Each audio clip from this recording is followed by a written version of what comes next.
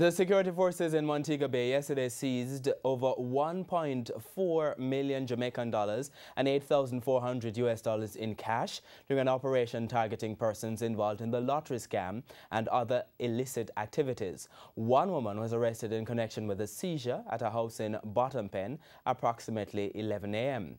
JDF spokesman Major Basil Jared said a joint police military team was conducting search operations in a number of communities across Montego Bay.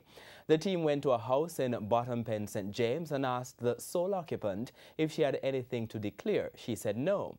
The house was subsequently searched in her presence, and the cash found hidden between pages of several books and in a cupboard.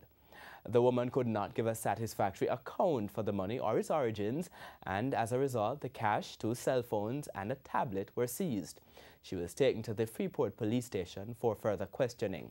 The Army is pleading with residents and communities to provide information on crime and other illicit activities by calling 837-8888. That's 837-8888, or email takeback.stjames@jdf.mil.jm.